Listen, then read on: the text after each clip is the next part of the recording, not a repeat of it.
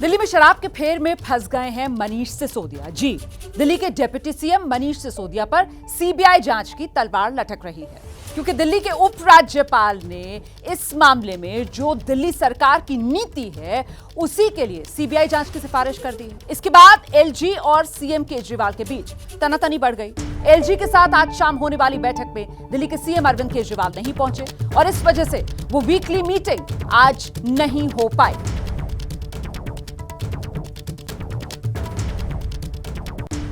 मुझे पता चला कि इन लोगों ने मनीष सिसोदिया जी के खिलाफ कोई केस भेजा है सीबीआई को। कुछ दिनों के अंदर सीबीआई मनीष जी को गिरफ्तार करने वाली है। पहले ये तय किया जाता है कि किस आदमी को जेल भेजना है और फिर उसके खिलाफ एक मनगढ़ंत झूठा केस बनाया जाता है। जेल से हमें डर नहीं लगता। तुम लोग सावरकर की औलाद हो, हम लोग भगत सिंह की औलाद हैं। दिल्ली के सीएम अरविंद केजरीवाल के ये तेवर बता रहे हैं कि अपने डिप्टी सीएम मनीष सिसोदिया की घेराबंदी से वो कितने विचलित हैं। दरअसल दिल्ली के डिप्टी सीएम मनीष सिसोदिया दिल्ली सरकार की आबकारी नीति को लेकर बुरी तरह घिरते दिख रहे हैं, क्योंकि उन पर सीबीआई जांच की तलवार लटक रही है। ऐसा इसलिए हो रहा है क्योंकि दिल्ली के उपराज्यपाल विनय कुमार सक्सेना ने दिल्ली सरकार की नई आबकारी नीति पर गंभीर सवाल खड़े किए हैं। एलजी विनय कुमार का कहना है कि शराब कारोबारियों को दिल्ली सरकार ने गलत तरीके से लाभ पहुंचाया। उपराज्यपाल ने दिल्ली सरकार की नई आबकारी नीति को लेकर सीबीआई जांच की सिफारिश की है। सूत्रों से मिली जानकारी के मुताबिक दिल्ली के उपराज्यपाल विनय कुमार सक्सेना ने चीफ सेक्रेटरी की एक रिपोर्ट सामने आने के बाद इस पूरे मामले की जांच सीबीआई से कराने की सिफारिश की है। दरअसल 8 जुलाई 2022 को दिल्ली के चीफ सेक्रेटरी ने एक रिपोर्ट एलजी को भेजी थी। इस रिपोर्ट में ये कहा गया था कि जो दिल्ली सरकार की नई आबकारी नीति है उसके तहत जिन लोगों को लाइसेंस दिया गया है उन लोगों को टेंडर देने के बाद गलत तरीके से फायदा पहुँचाया गया है। इस मामले में मनीष सिसोदिया इसलिए भी निशाने पर हैं क्योंकि वो दिल्ली सरकार के आबकारी मंत्री भी हैं। रिपोर्ट में कहा गया है कि दिल्ली की आबकारी नीति को मनीष सिसोदिया ने ही फाइनल किया। शराब कारोबारियों को रिश्वत और कमीशन लेकर फायदा पहुंचाया गया। शराब कारोबारियों को 144 करोड़ रुपए का फायदा पहुंचाया गया।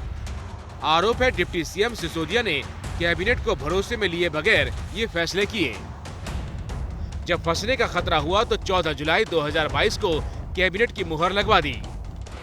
खाओ गली नाम की जो ब्लैक लिस्टेड कंपनी है उसको इन्होंने 2 जोन्स के ठेके दिए हैं। 2 जोन्स के अंदर ब्लैक लिस्टेड कंपनी को ठेका कैसे दिया इसकी भी एक्सप्लेनेशन ये केजरीवाल जी तथ्यों के साथ दें तो हम सबको ईमानदारी का सर्टिफिकेट असेस करने में मदद होगी। चौतरफा हमला देखकर सीएम केजरीवाल अपने डिप्टी सीएम मनीष सिसोदिया के बचाव में खुद प्रेस कॉन्फ्रेंस करने आए। उन्होंने न सिर्फ सिसोदिया को ईमानदार बताया बल्कि बीजेपी पर तीखे हमले किए। अब हमारे देश के अंदर एक नया सिस्टम लागू किया गया है। पहले ये तय किया जाता है कि किस आदमी को जेल भेजना है और फिर उसके खिलाफ एक मनगढ़ंत झूठा केस बनाया जाता है। मैं मनीष सिसोदिया को 22 साल से जानता हूँ। एक बेहद कट्टर ईमानदार आदमी है। जेल से हमें डर नहीं लगता। तुम लोग सावरकर की औलाद हो, हम लोग भगत सिंह की औलाद हैं। हम भगत सिंह को अपना आदर्श मानते हैं। वैसे सिसोदिया के खिलाफ ऐसी किसी कार्रवाई का केजरीवाल को अंदेशा पहले से ही था। करीब 1.5 महीने पहले दिल्ली के स्वास्थ्य मंत्री सत्येंद्र जैन की गिरफ्तारी के 3 दिन बाद ही उन्होंने सिसोदिया की गिरफ्तारी की आशंका जता दी थी। कुछ महीने पहले ही बता दिया था कि केंद्र सरकार सत्येंद्र जैन को एक फर्जी केस में गिरफ्तार करने वाली है।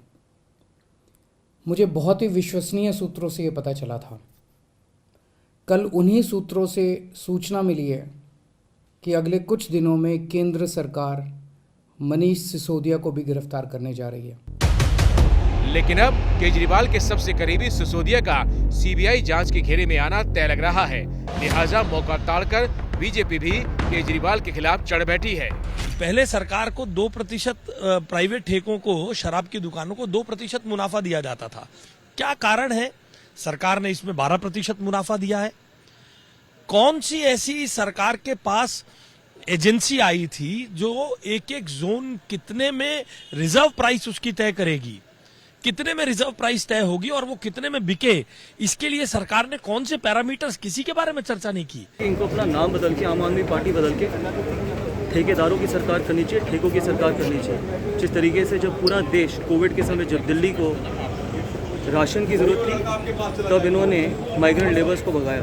जब दिल्ली में ऑक्सीजन की कमी थी तो ऑक्सीजन की ज़रूरत थी तो इन्होंने उस पर राजनीति के लिए उस समय इन्होंने ठेके खोले, लंबी लंबी लाइनें लगवाई। सारा विवाद दिल्ली सरकार की साल 2021-22 की नई आबकारी नीति को लेकर है, जिसमें कई बड़े बदलाव किए गए हैं। पहले दिल्ली में करीब 250 प्राइवेट शराब की दुकानें थी, लेकिन नई आबकारी नीति आने के बाद ये 850 तक पहुंच गई। यही नहीं, पहले के मुकाबले दिल्ली में शराब भी सस्ती हुई है। एलजी की ओर से सीबीआई जांच की सिफारिश दिल्ली सरकार को 48 घंटे के भीतर दूसरा झटका है।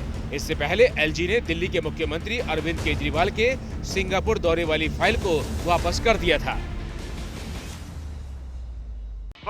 ये हैं शर्मा जी, जो रात का खाना और देश दुनिया की सुर्खियां दोनों लेते हैं सुमित अवस्थी के साथ। अब ये हैं इनके पड़ोसी बनर्जी साहब।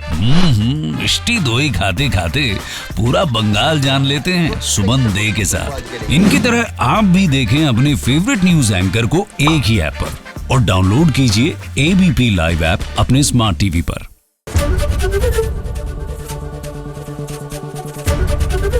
एबीपी न्यूज आपको रखे आगे।